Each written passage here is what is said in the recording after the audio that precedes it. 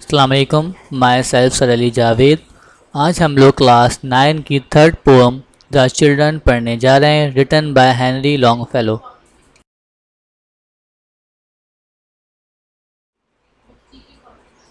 Introduction of Henry Longfellow. This lovely poem about children is written by the American poet Henry Longfellow. He was born in 1807 and died in 1882. یہ بچوں کی بہت پیاری سی poem Henry long fellow نے لکھی جو 1807 میں پیدا ہوا اور 1882 میں ان کا انتقال ہوا۔ He was a professor at the Howard University, which is considered to be one of the best American university. یہ پروفیسر تھے ہاورڈ یونیورسٹی کے، جو امریکہ کی ایک بیسٹ یونیورسٹی تصور کی جاتی ہے۔ He was very interested in the culture of other countries and had traveled widely. انہیں دوسرے ممالک کی تہذیب میں بہت زیادہ دلچسپی تھی، اس لیے انہوں نے دور دراز سفر بھی طے کیے۔ His poems deals with not only the American scenes but also much he saw during his travel. ان کی پوئمس میں نہ صرف ان کے امریکن سین دکھتے تھے بلکہ انہوں نے جہاں جہاں سفر کیا اس مناظر کی بھی وہ اپنی پوئمس میں عکاسی کرتے تھے۔ پوم اسٹارٹ کرتے ہیں بیٹا، سمپل سی پویم ہے، کوشش کریں گے اسے سمجھنے کی۔ اسٹارٹ کرتے ہیں۔ کم ٹو می او یہ children for I hear you at your play, کہ آؤ بچوں میرے پاس آؤ، میں تمہاری آوازیں تمہارے کھیل کے دوران سنتا ہوں۔ And the questions that perplexed me have vanished quite away, perplex کہتے ہیں پریشان ہونے کو اور وینش کہتے ہیں غائب ہونے کو، ٹھیک ہے، اور جو سوالات مجھے اس ٹائم پہ پریشان کر رہے ہوتے ہیں وہ فوراً ہی غائب ہو جاتے ہیں۔ یہ open the eastern windows that look toward the sun, تم مشرق کی کھڑکیاں کھولتے ہو جو سورج کی جانب ہوتی ہیں۔ Where thoughts are singing swallows, جہاں خیالات گانے والے پرندے کی مانند ہیں۔ And the brooks of morning run, اور چھوٹی ندیاں جیسے صبح کی پہلی دوڑ۔ In your hearts are the birds and the sunshine, تمہارے دل میں پرندے اور سورج کی دھوپ ہے۔ In your thought the brooklets flow, اور تمہارے خیالات میں چشمے جاری ہیں۔ But in my mind is the wind of autumn, لیکن میرے خیال میں خزاں کی ہوا ہے۔ And the first fall of the snow, اور پہلی برف باری۔ What would the world be to us if the children were no more, کہ افسوس کہ اگر دنیا ہمارے لیے کیا ہو جب اس میں بچے نہ ہوں۔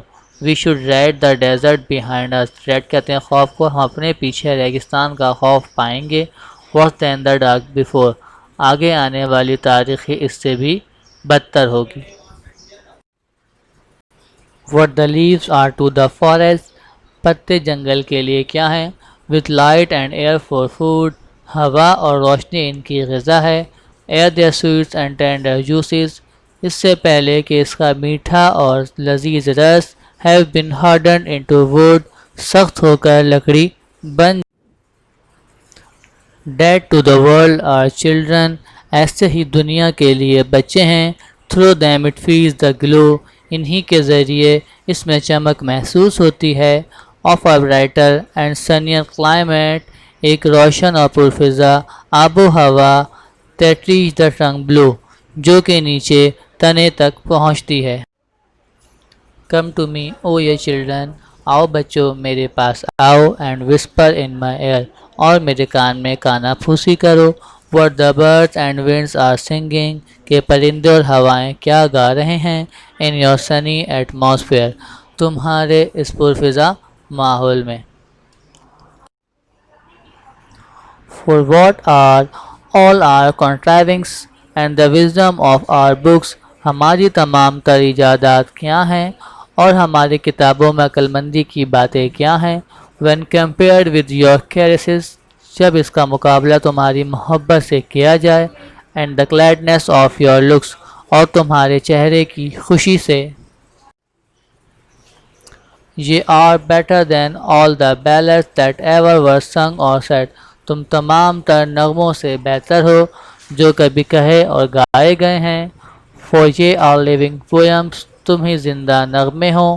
And all the rest are dead، اور تمام چیزیں مردہ ہیں۔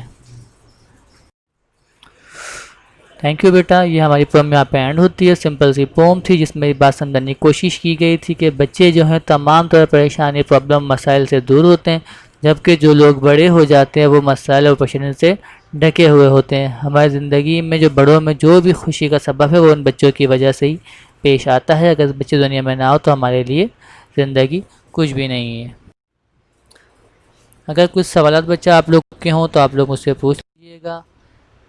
یہ چیپٹر کے 7 مین کوسچنز ہیں جو آپ لوگوں نے اپنی کاپی میں رائٹ ڈاؤن کرنے ہیں اور ان کے آنسر اپنی اون ورڈنگ میں لکھنے ہیں. Thank you. اللہ حافظ. شب بخیر.